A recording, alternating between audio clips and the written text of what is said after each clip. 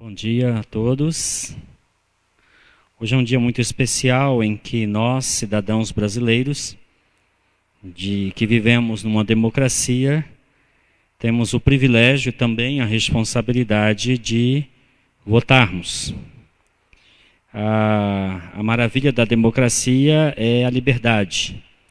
A liberdade de escolher entre A, B, C, D e outros mais. Hoje só A e B, né?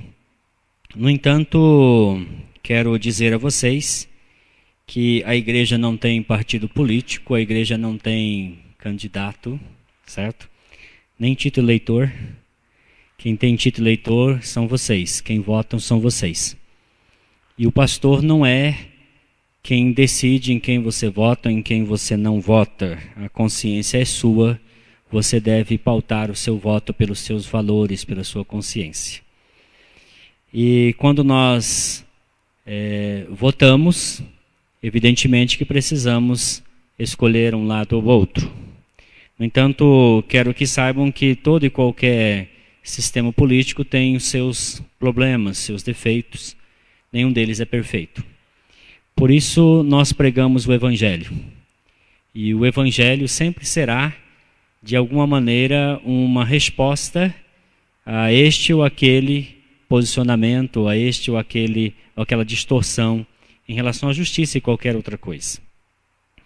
Então, como cidadãos, eu gostaria que vocês fossem realmente honestos consigo, que vocês pudessem exercer a cidadania com responsabilidade e confiança de que isso também vai passar um dia, né?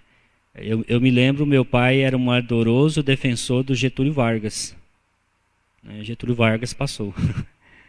Então, um dia tudo isso também vai passar. E eu gostaria que vocês não brigassem no Facebook, né? Que o Natal está chegando aí, você vai ter que ver aquele primo que votou no candidato que você não queria que ele votasse, assim por diante. E ele vai lá e você vai precisar cear com ele. Então, queridos, evitem discussões, confusão, né? A Bíblia diz que nós devemos evitar esse tipo de coisas, né? Evitem dissensões, o espaço não é para isso. Eu uso meu Facebook para mandar notícias interessantes de pessoas que estão fazendo alguma coisa interessante, para dizer parabéns para os que estão fazendo aniversário, para lembrar de coisas boas, para abençoar pessoas. Acho que não convém entrarmos em discussões e coisas parecidas. Tenha a sua opinião. Expresse sua opinião como cidadão, mas também respeite a opinião do outro. Este é o verdadeiro espírito da democracia. O pior sistema é a tirania. E a tirania ela é sempre ruim, seja direita, esquerda, vermelha, azul, rosa, verde. Qualquer tipo de tirania é sempre ruim. Com certeza não tem a aprovação de Deus. Mas a democracia é um bom sistema. Continuemos com este sistema, tem sido bom para a nossa nação. Essas são minhas palavras pastorais nesta manhã. Abra sua Bíblia em Mateus 16, 13 a 20.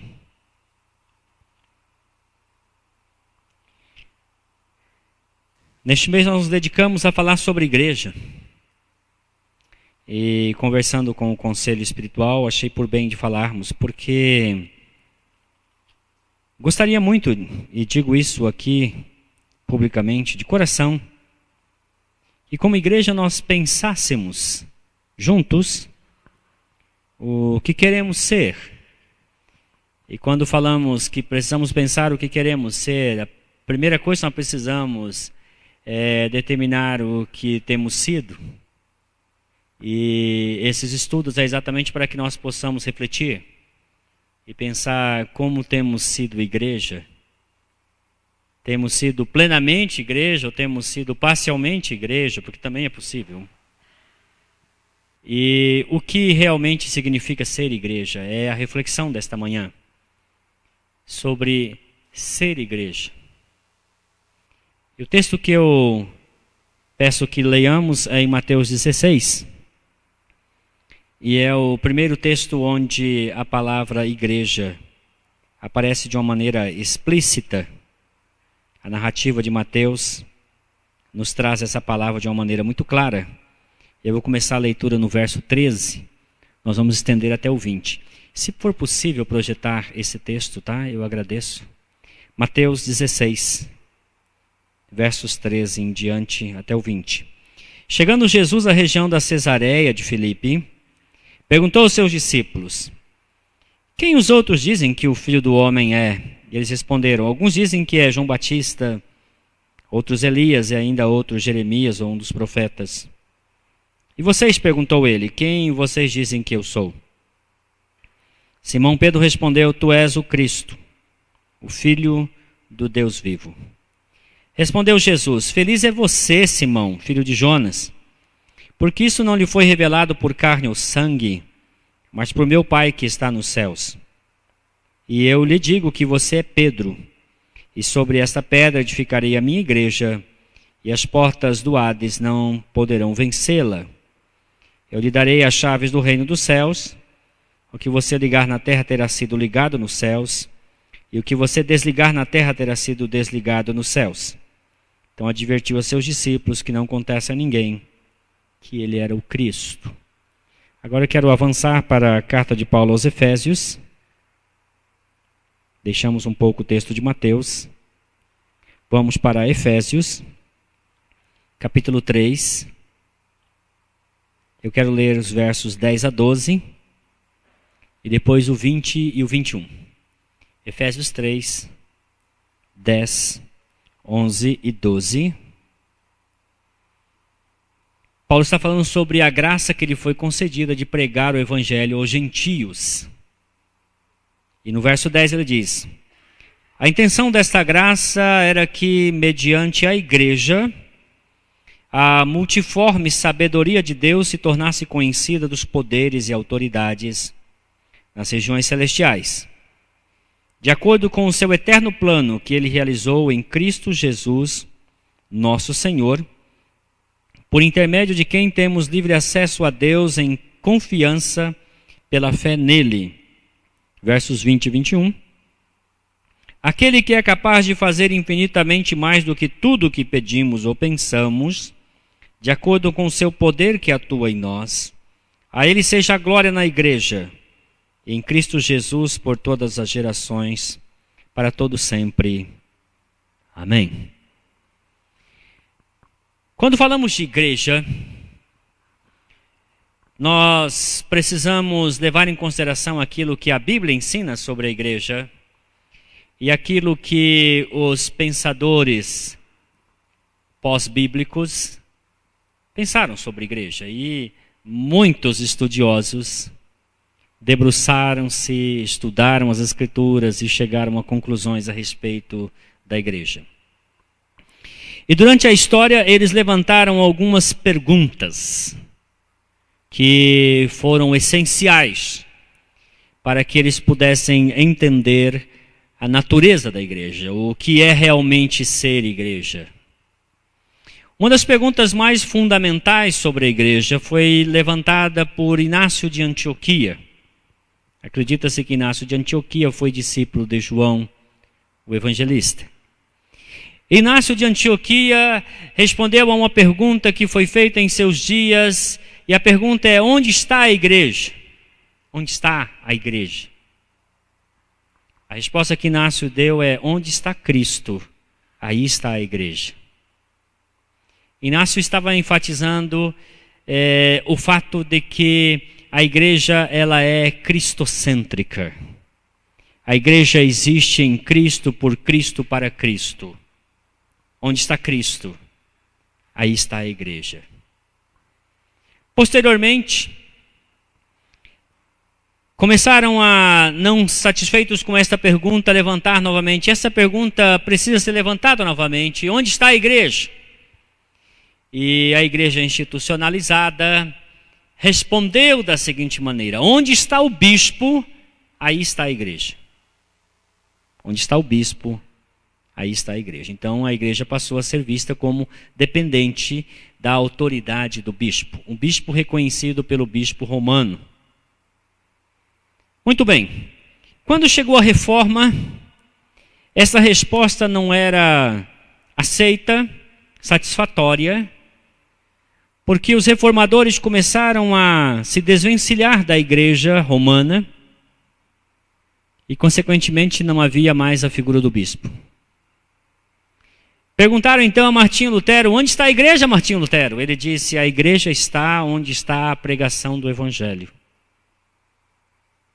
onde está o Espírito Santo, onde estão os sacramentos. Lutero vinculou a igreja à pregação do Evangelho, à atuação do Espírito e aos sacramentos. João Calvino não ficou contente com a resposta de Martinho Lutero. Ele disse assim: a igreja está onde está a pregação do Evangelho, onde está o Espírito regenerando pessoas pela pregação do Evangelho, onde estão os sacramentos, mas onde também está a disciplina cristã. Então Calvino aumentou estas coisas. Entendo que João Calvino foi, nesse sentido, o mais específico, o mais abrangente. Mas eu creio que todas essas coisas são decorrentes, sim, da presença de Cristo. Cristo em nós. Cristo entre nós. Sim, isto é importante, é essencial à igreja. Mas também o Evangelho. O Evangelho de Cristo sendo pregado, o Evangelho de Cristo sendo vivenciado, o Evangelho de Cristo transformando vidas. E o Espírito Santo, porque o Evangelho é o poder de Deus para a salvação de todo o que crê, mas quem realmente regenera o pecador é o Espírito Santo. A disciplina cristã também tem seu espaço. Os sacramentos do batismo e da ceia do Senhor, já não entendido mais por nós como sacramentos, mas como as instituições de Cristo, também são importantes. No entanto, uma outra pergunta surgiu, e essa tem a ver com como surge uma igreja. Como é que surge uma igreja? Já pararam para pensar como é que surge uma igreja? Se você olhar na Bíblia, você vai perceber que Paulo, os apóstolos, eles chegavam em um lugar e eles ali ensinavam o Evangelho, e pessoas criam no Evangelho, e essas pessoas, quando criam no Evangelho, elas percebiam que elas estavam sendo chamadas do lugar de onde estavam para viver uma nova realidade. Esse é o sentido da palavra eclesia, que significa ser chamado para fora. Essas pessoas faziam parte de sinagogas. Essas pessoas faziam parte do rito pagão. E essas pessoas abandonavam sinagogas porque eram expulsas também, porque criam ser Jesus o Messias, o que na sinagoga era proibido. Ou essas pessoas percebiam que os ritos pagãos eram contrários à mensagem do Evangelho. Então eles deixavam o paganismo e começavam a se unir, a se reunir, e esta reunião dos irmãos passou a ser chamada igreja. Então, às vezes, uma cidade começa a crescer e a desenvolver-se, e aí então chega ali um grupo de missionários, ou um pastor, ou um evangelista, um pregador do Evangelho, e ele começa a falar de Jesus para as pessoas, e as pessoas recebem Jesus, e eles começam a ter reuniões em lares, e esses lares depois então começam a querer que haja um espaço específico onde eles possam se encontrar, e a igreja já surgiu entre essas pessoas. A igreja é a comunidade de 2 ou mais reunidos em nome de Jesus. Reunidos na intenção de adorar, na intenção de obedecer o Senhor Jesus Cristo. Então Jesus é essencial à igreja. Ele é o fundamento. Pedro diz, ele é a pedra angular sobre a qual nós estamos sendo edificados como santuários de Deus. Então a igreja surge assim, quando pessoas recebem o Evangelho, arrependem-se de seus pecados e são por Deus regenerados. Neste sermão desta manhã eu quero dividir em 2 partes. E na primeira parte eu quero falar sobre igreja e evangelho. E na segunda parte sobre igreja e cultura. Em grande medida, dependo deste livro, Igreja Centrada, escrito por Timothy Keller. E Timothy Keller, ele divide o livro em 3 partes, praticamente. Na primeira parte, ele fala sobre o evangelho. A segunda parte, ele fala sobre a cultura. E a terceira parte, ele fala sobre a igreja se movendo entre o evangelho e a cultura. Como a igreja deve relacionar-se ao evangelho de Cristo. E como o evangelho de Cristo leva a igreja a relacionar-se com a cultura. A igreja e o evangelho. A primeira coisa que eu quero deixar claro para vocês é que existe uma relação profunda, essencial entre igreja e evangelho. A igreja não é sem o evangelho. A igreja surge a partir da pregação do evangelho. E a igreja, para continuar sendo igreja, precisa permanecer no evangelho. Então não basta crer no evangelho. Tem que crer e permanecer no evangelho. João capítulo 8, versículo 31. Nos é dito que Jesus falou àquelas pessoas, ensinou a elas. E diz que essas pessoas creram nele. Creram em Jesus. Elas entenderam que Jesus é o Filho de Deus. E aí Jesus dizia a elas assim, Jesus disse aos que creram nele, se vocês permanecerem nas minhas palavras, vocês verdadeiramente serão meus discípulos. É necessário crer, mas é necessário permanecer nesta fé. Crer no evangelho e permanecer no evangelho. Por volta do ano 170, na Frígia, surgiu um movimento nos moldes pentecostais. E este movimento tinha por líder um homem chamado Montano. Montano, então, começou a ensinar que ele, Montano, era o Paráclito. Paráclito. Aquele que Jesus orou lá em João 14, 16. Que ele era, sim, o Paráclito que veio substituir Jesus Cristo. E aí ele conseguiu 2 profetisas. E essas 2 profetisas iam para onde ele ia e diziam, ele é o Paráclito de Deus. Mas não contente com isso, elas começaram também a dizer que ele era aquele que traria o reino de Deus à terra. E que em breve a nova Jerusalém seria estabelecida na cidade onde eles estavam. A igreja ficou sabendo de que o montanismo ensinava estas coisas. E houve reações contra o montanismo. E os montanistas foram declarados seita. Um segmento da igreja que já não segue mais como nós seguimos o Evangelho de Cristo. Alguns abandonaram esta crença, voltando para a crença original de que o Paráclito é o Espírito Santo e de que a Nova Jerusalém não veio para aquela cidade e assim por diante. E este grupo deu início a um constante na igreja. Outros tantos grupos surgiram em meio ao cristianismo, ensinando coisas que são estranhas ao Evangelho. E apesar daquele grupo inicialmente ter crido no Evangelho, com o passar do tempo eles começaram a abandonar coisas essenciais ao Evangelho. Ainda que o montanismo não tenha abandonado as coisas essenciais do Evangelho, passou a ser um segmento, passou a ser um grupo que desafiava o Evangelho como um todo. Foi assim que surgiu o grupo Torre de Vigia, também conhecido como Testemunhas de Jeová. Charles Russell, ele fazia parte de um grupo batista. Depois ele associou-se aos adventistas. E dentro do grupo dos adventistas, ele criou um outro grupo chamado os Estudantes da Bíblia. E este grupo, Estudantes da Bíblia, vagarosamente abandonaram o Evangelho.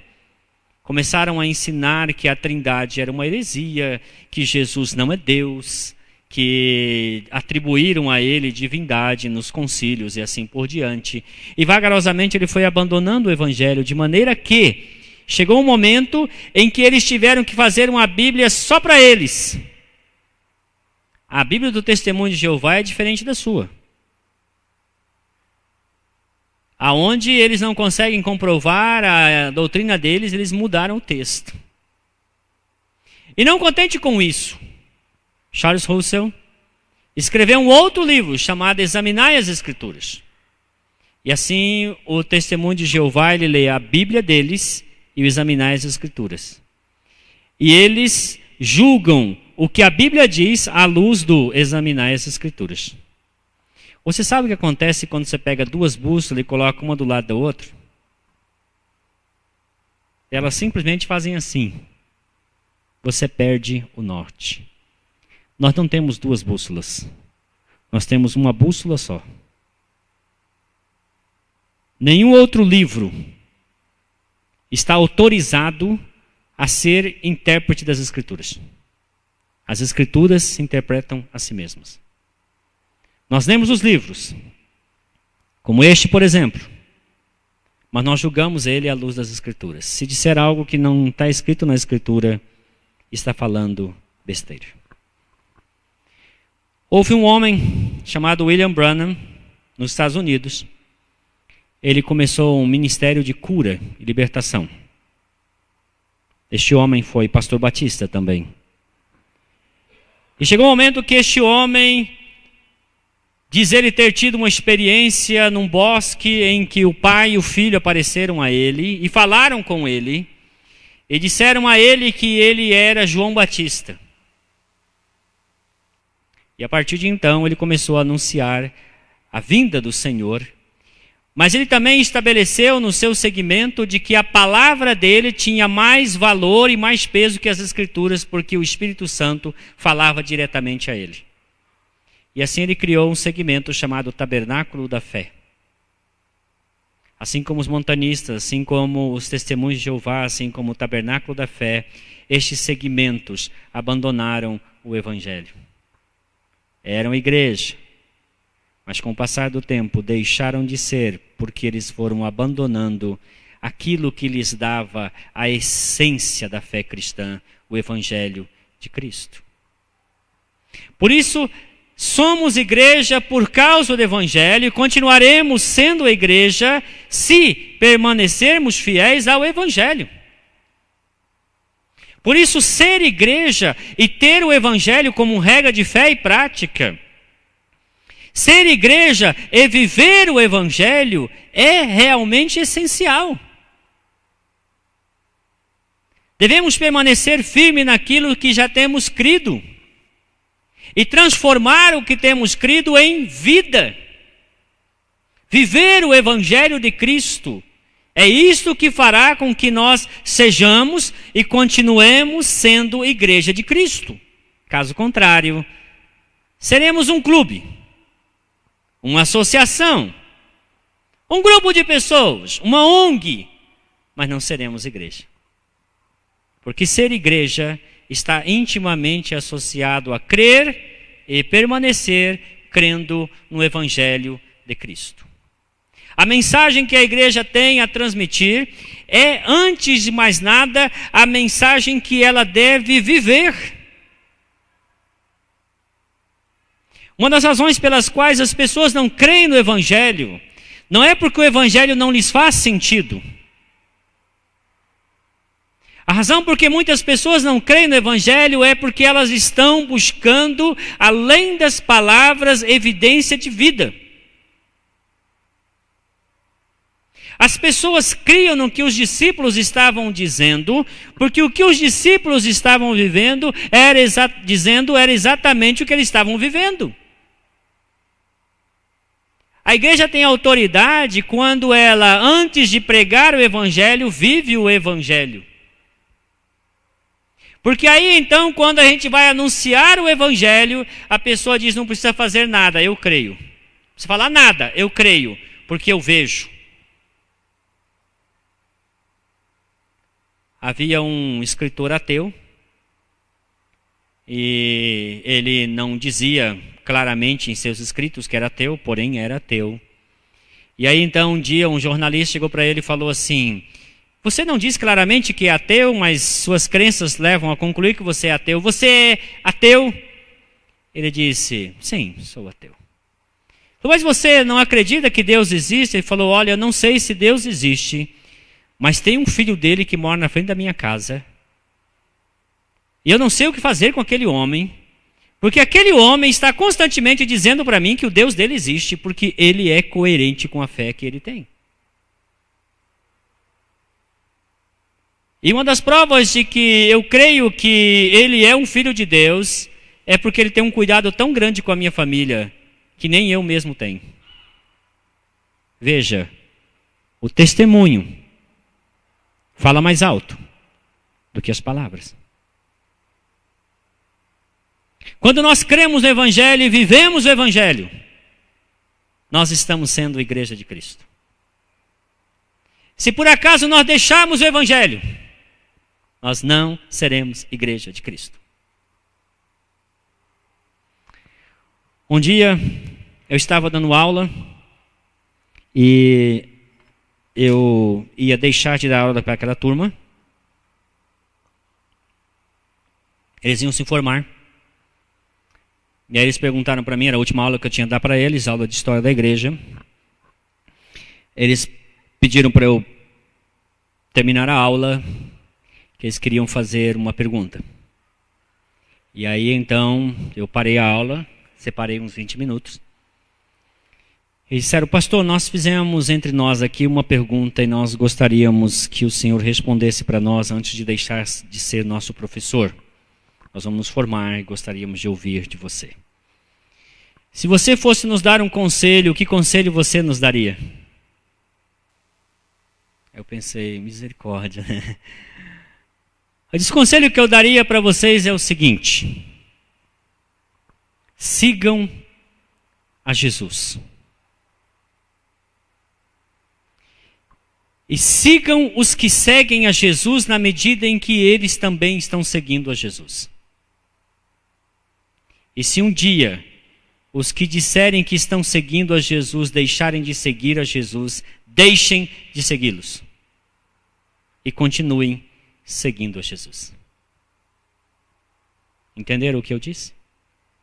Eu disse para eles: eu estou seguindo a Jesus. Se um dia eu deixar de seguir a Jesus, deixem de me seguir. E sigam a Jesus. Porque o dia que eu deixar de seguir a Jesus, eu estarei perdido. Por isso eu falei: vocês gostam de ler Russell Shedd? Leiam Russell Shedd, ele está seguindo a Jesus. Vocês gostam de ler John Stott?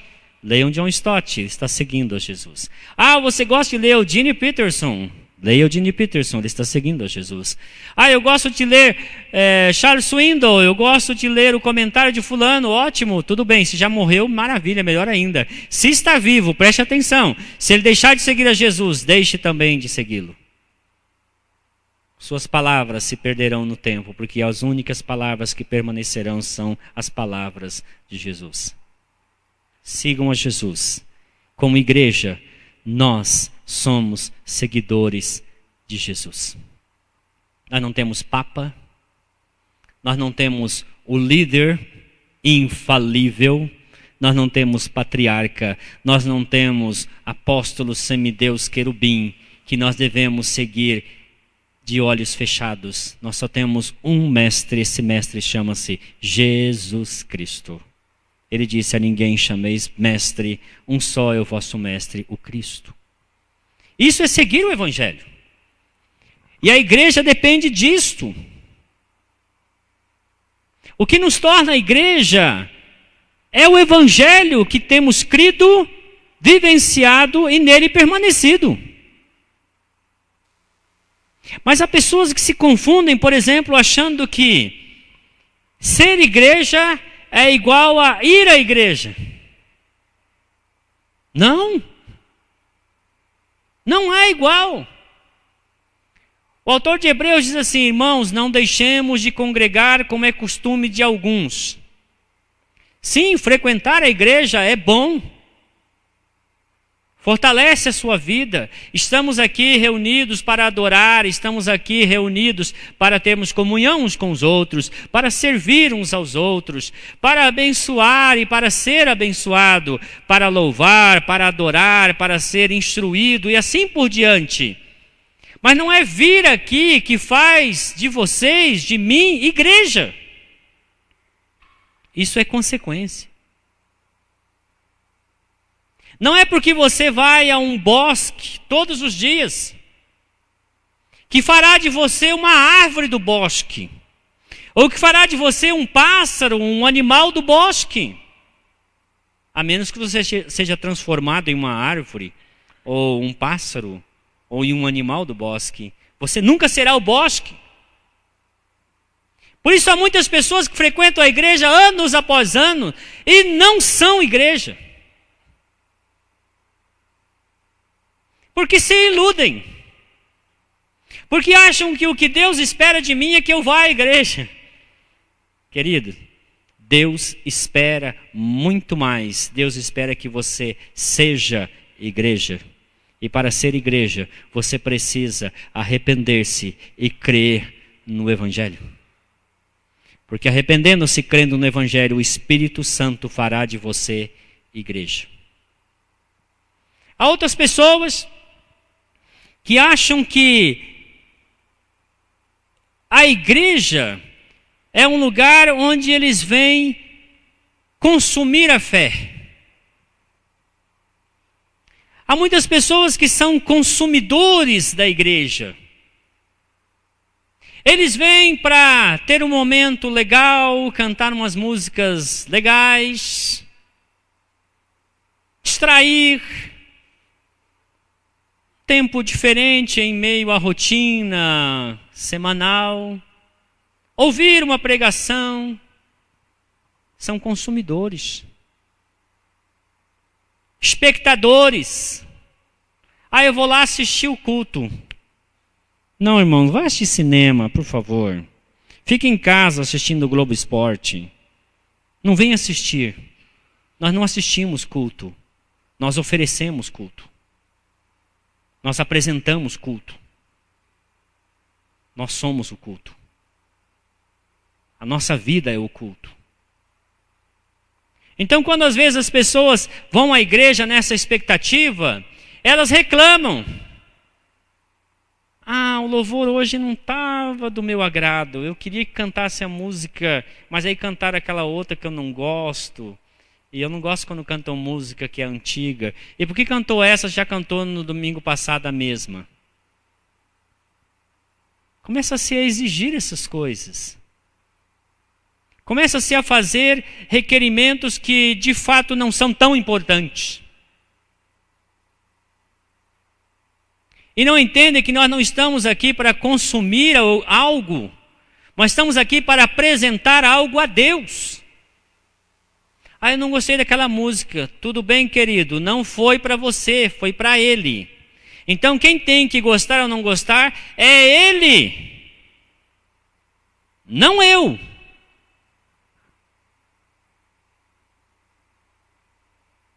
Há muita gente consumindo.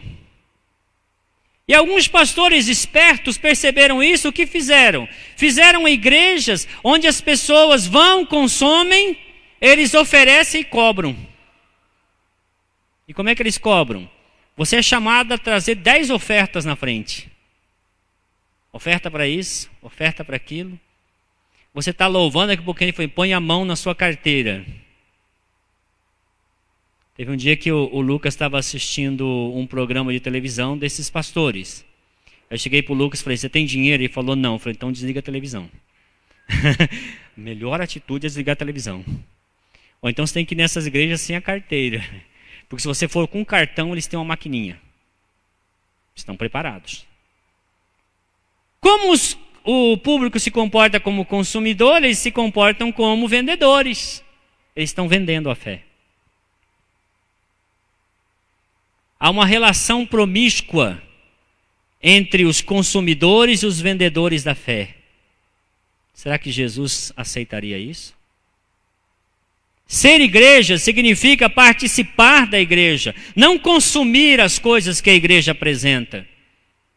Não ser um espectador. Você pode ser um espectador no cinema, no teatro, numa apresentação musical. Até é bom que você seja espectador nessas partes para não atrapalhar os outros. Mas aqui, você não pode ser um espectador. Você tem que ser um participante. Alguém que se envolve, alguém que está junto. Eu costumo dizer que em toda a igreja existem aqueles que são igreja e aqueles que orbitam a igreja. Imagina então que a igreja é o planeta Terra. A Lua orbita a Terra, mas não é a Terra, né? E graças a Deus que ela não tem contato direto com a Terra, porque se ela se aproximar da Terra vai ser uma desgraça sem fim. Mas há muita gente pessoas que vão à igreja, mas eles nunca se tornam igreja, eles estão sempre orbitando a igreja. Orbitando a igreja. Eles estão rodeando, são simpáticos. Ah, eu gosto de ir naquela igreja. Eu gosto do pessoal daquela igreja. Mas não quero ser igreja. Sabe por que não quero ser igreja? Porque o primeiro requisito para ser igreja é se arrepender dos seus pecados. E sabem disso. E não estão dispostos a isso. Consequentemente, continuarão orbitando a igreja. Só que quando Jesus vier, ele levará a igreja. E todos os satélites que orbitam a igreja ficarão e orbitarão qualquer outra coisa, menos a igreja, porque ela não estará mais aqui.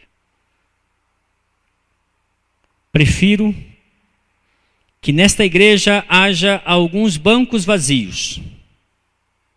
E no dia do arrebatamento, todos fiquem vazios, do que ter todos os bancos cheios e no dia do arrebatamento continuar cheio. E nós conseguimos isso quando nós pregamos o Evangelho. Romanos capítulo 1, verso 16 e 17. Paulo diz, eu não me envergonho do Evangelho, porque ele é o poder de Deus para a salvação de todo aquele que crê. Primeiro do judeu e também do grego. Porque a justiça de Deus se manifesta no Evangelho. De fé em fé, como está escrito, o justo viverá da sua fé. O Evangelho é o poder de Deus para a salvação de todo aquele que crê. Igreja sem Evangelho é clube, é associação, é ONG, não é igreja. Igreja tem um compromisso com o Evangelho, porque ela surge do Evangelho e ela permanece se ela permanecer no Evangelho de Cristo. Esta é a relação igreja e Evangelho. Mas a igreja que crê no Evangelho está no mundo. Um mundo que por causa do pecado está em franca rebelião contra Deus. Romanos capítulo 12, o versículo 2, o apóstolo Paulo diz assim, não vos conformeis com este mundo. Paulo usa uma palavra rara, a palavra aion. Ele não usa a palavra cosmos propositalmente. E aion é o momento presente. É a realidade que nos circunda. O mundo de Paulo era um, o mundo nosso é outro. É este mundo marcado pelos costumes, pelas práticas, pelas ideias, pelas ideologias que atualmente estão em voga no mundo. Paulo disse, não vos conformeis com isto. A cultura humana é variada. Invariavelmente eivada de princípios, de ideias que são contrárias ao Evangelho, que desafiam o Evangelho, que vão de encontro à mensagem do Evangelho. A cultura romana, altamente paganizada, quando o Evangelho chegou, houve imensa dificuldade, houve atrito, como se fosse um encontro de galáxias. Cabeças rolaram, literalmente, a de Paulo foi uma. Muita gente foi crucificada, mas o Evangelho prevaleceu. O Evangelho prevaleceu porque as pessoas que criam no Evangelho também viviam o Evangelho. Eles sabiam que crer no Evangelho significava desafiar algumas coisas que eram contrárias a ele, o status. Recentemente teve um filme chamado Silêncio.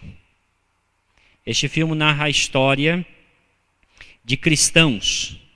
Parece-me que o nome deles eram cristãos gugures. Eles eram cristãos que se converteram pela pregação de um frade católico que esteve no Japão na época do reinado dos... Agora lembrar o nome japonês também, né? Shoguns. Reinado dos Shoguns. Cristãos se converteram. E eles entenderam que deviam obediência a Cristo. E o Shogun exigia obediência a ele, o shogunato. E aí então, os agentes do governo japonês pegavam os cristãos, crucificavam eles num ponto da praia, onde a maré alta vinha e os afogava. Imagina a agonia de morrer, aos poucos sendo encoberto pela água do mar. Eles morreram assim porque eles entenderam que o Evangelho estava desafiando a cultura reinante. E em tantos outros lugares é assim. Às vezes, o enfrentamento não é tão claro, tão direto, mas existe. Está ali. E o que a igreja faz? A resposta que a igreja dá é perseverança, é fidelidade, é martírio. A igreja não mata, a igreja morre. A igreja permanece fiel ao Evangelho. O EI, recentemente nós vimos, desafiando o Evangelho de Cristo, precisou derramar muito sangue. A igreja está no mundo, mas não é o mundo. E ela permanecerá a igreja se ela não se tornar mundo. Se ela não adotar o modo de ser, pensar e agir do mundo. Assim como um navio consegue estar no mar, singrar o mar, atravessar o mar, porque o mar não está dentro dele, assim também a igreja conseguirá viver neste mundo e continuar sendo igreja se o mundo não entrar na igreja. Porque se o mundo entrar na igreja, o mundo afundará a igreja. E para que o mundo não entre na igreja, nós precisamos fazer como um navio. Singrar o mundo, cortar o mundo, avançar em direção para que o mundo não entre dentro aqui. É uma postura agressiva, ofensiva, não defensiva. Nós estamos aqui para pregar o Evangelho numa cultura impregnada de valores distorcidos. Uma cultura onde as pessoas acham que, dá nada não. Já ouviu isso? Todo mundo faz. Por que você quer ser exceção? Porque você é cristão. Por que você não faz o que está todo mundo fazendo? Sai um bando de louco do manicômio correndo em direção ao mar para se matar e você acha que isso deve acontecer também, você vai junto. Não siga a multidão. A multidão deve ter saído do manicômio. Alguns que dizem, a voz do povo é a voz de Deus. Será? Deus não é tão estúpido. Muitas vezes o que o povo pede é o que merece, mas não é o que é melhor para eles. O Evangelho desafia as culturas.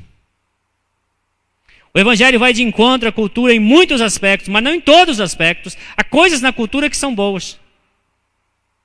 E aí é o momento em que nós, seguindo o Evangelho de Cristo, precisamos ter o discernimento para entender o que é bom e o que é ruim. Por exemplo, festa do Halloween. Você consegue ver alguma coisa cristã na festa do Halloween? Você sabe quem é o Jack? Aquele da cabeça de abóbora? É um indivíduo tão infernal que infernizou a vida de todo mundo, foi para o inferno devolveu ele. É o herói do Halloween. Você acha que as bruxas são boas mesmo? Você já leu as histórias dos druidas? Você acha que eles não faziam sacrifícios humanos? Faziam sim. E por que apelam às crianças? Já pararam para perceber nisso? Raízes profundas em um mito completamente anticristão. Ah, mas é americano, é bonitinho. É americano. E é infernal também. Não é porque é americano que é bom. Não é porque é latino que seja ruim. Vejam vocês que quando nós abraçamos o Evangelho, nós estamos inseridos numa cultura, nós precisamos reagir à cultura de acordo com o Evangelho. Nós temos um parâmetro, o parâmetro é o Evangelho. A igreja segue o Evangelho, a igreja não segue a cultura. A igreja age para transformar a cultura. Por isso, como igreja, nós precisamos entender que o nosso dever perante Deus não se limita a esta reunião, ao estarmos aqui, ao adorarmos, mas ao sermos sal e luz. Mateus capítulo 5,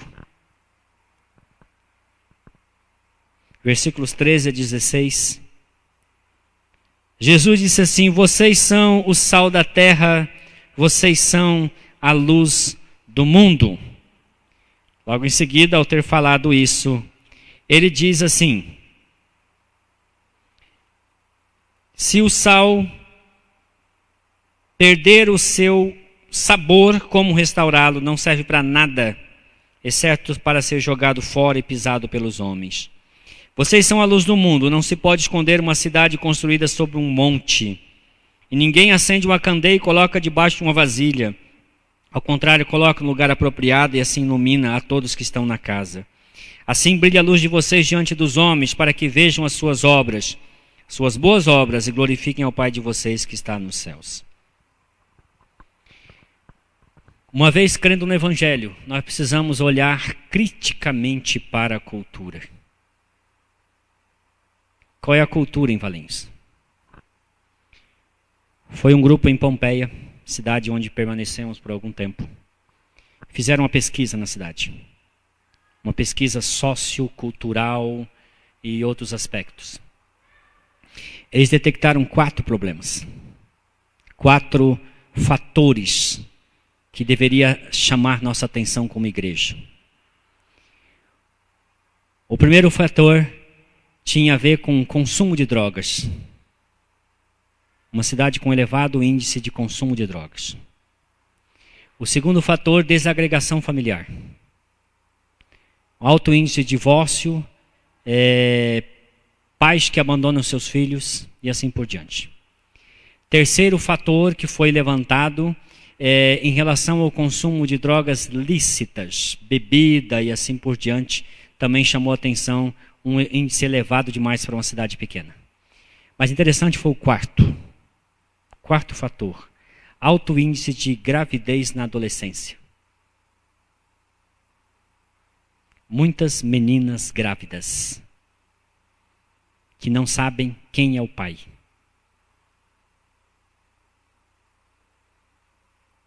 E aí fomos ver o fator. Uma mentalidade de empoderamento materno. Acreditem? Na cidade, uma ideia de que ser mãe é ter poder. Então as meninas queriam ser mãe, não importa de quem. E elas estavam se prostituindo, e aí envolve drogas e outras coisas mais, para terem poder. Meninas de 11 anos, grávidas. Essa é uma distorção da cultura. E aí então o que fizemos? Procuramos trabalhar para que as meninas tivessem ocupação. Uma das respostas, o Senai abriu o curso para meninas de 14 a 17 anos. Para que elas pudessem entender que existem outras formas de empoderamento, além do empoderamento materno. Distorção cultural. A igreja precisa olhar para isso e ser resposta para essas distorções. A igreja responde à cultura, mas tem que responder de acordo com o Evangelho. João capítulo 1, versículo 14, a Bíblia diz que o Filho de Deus se fez homem e habitou entre nós e vimos a sua glória como a glória do unigênito do Pai, cheio de graça e verdade. Como igreja, nós devemos nos posicionar diante da nossa sociedade, valendo-nos deste equilíbrio, sermos graciosos, apresentar o Evangelho como a graça de Deus que chama as pessoas para Deus, mas também mostrando a verdade de que sem Deus essa sociedade está perdida, sem Deus Valinhos está perdida. Sem Deus, Campinas está perdida, São Paulo está perdida, qualquer cidade está perdida, porque fora de Deus não há salvação. Agir com graça, mas manter a postura com a verdade. Quero caminhar para o final, lendo com vocês Tito capítulo 2, versículos 11 a 14. Tito foi enviado para a pior cidade que alguém podia ter sido enviado. Tito foi enviado para uma ilha, na verdade, a ilha de Creta. E a palavra cretino significa aquele que nasce em Creta. Para vocês terem uma ideia o que significava esse povo. Eles eram tão delicados como um coice de mula. E Tito é enviado para pregar o evangelho nessa ilha.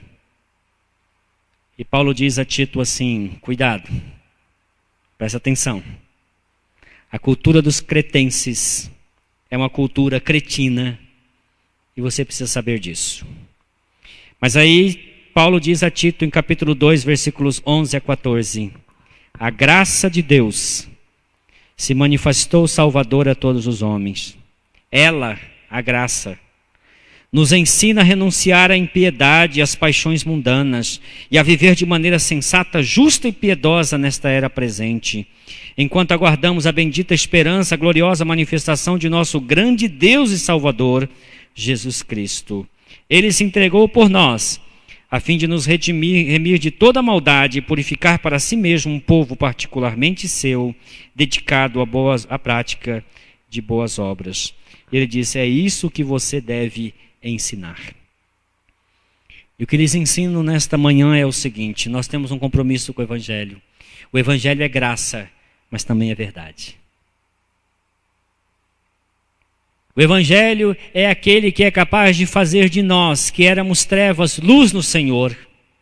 E é vivendo o Evangelho que nós nos tornaremos luzeiros num mundo imerso em trevas. Filipenses 2:15. A igreja é chamada por Deus para ser luz no mundo. Termino contando uma história. Havia um homem que trabalhava num farol. E este homem um dia estava lá trabalhando no farol quando percebeu que uma tempestade se formava. E ele então solícito passava a luz daquele farol por toda a orla, iluminando, tentando ajudar para ver se algum navio precisava de sua ajuda. Quando de repente a sua luz focou, ali estava um navio.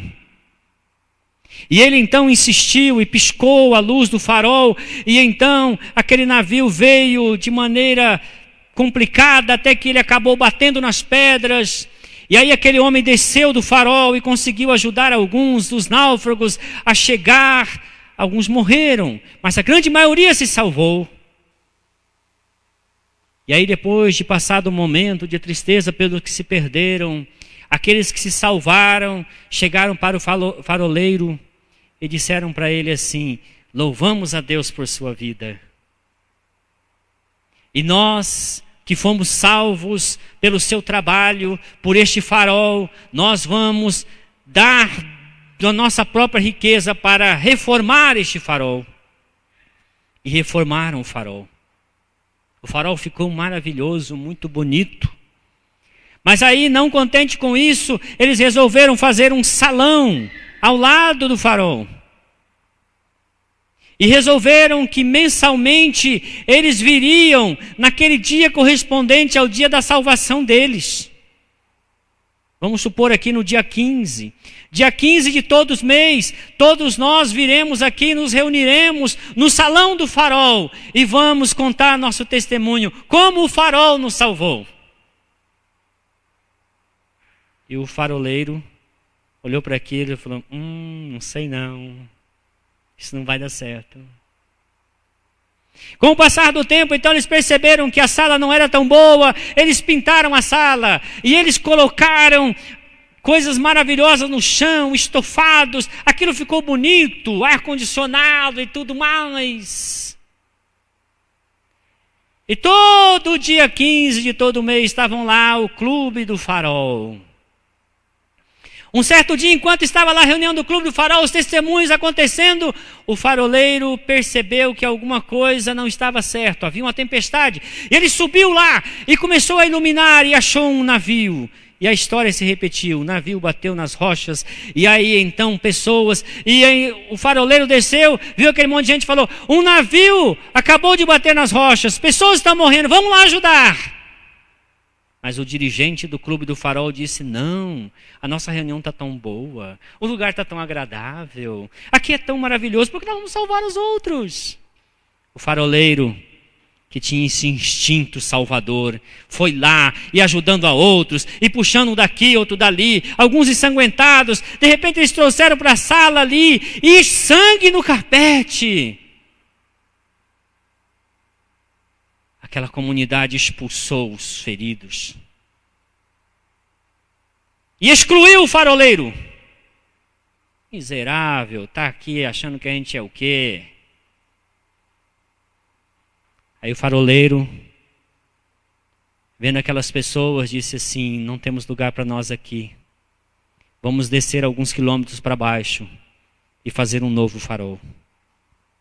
Construir um novo farol. 3 anos depois, a história se repete. O segundo farol deixou de ser farol e virou o Clube do Farol.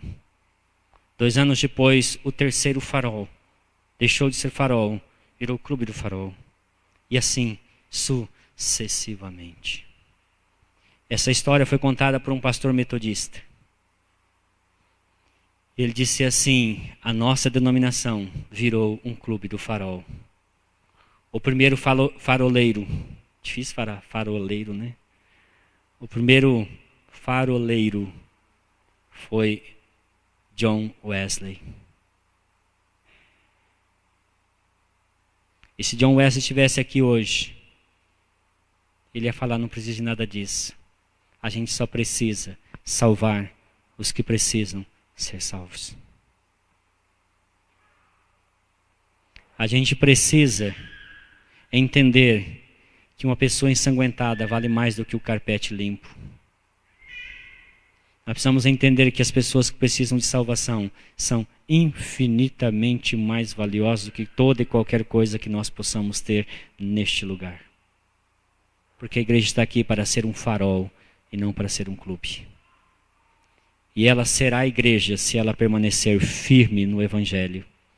E se ela tiver uma resposta para responder a essa cultura degenerada, apodrecida. Nós somos sal, nós somos luz. Queremos continuar sendo sal, queremos continuar sendo luz. Precisamos fortalecer nossa fidelidade ao Evangelho de Cristo. Curve sua fronte. Fale com Deus. Como você descreveria esta igreja? É um farol? Tem sido um farol? Que Deus nos livre de nos tornar um clube?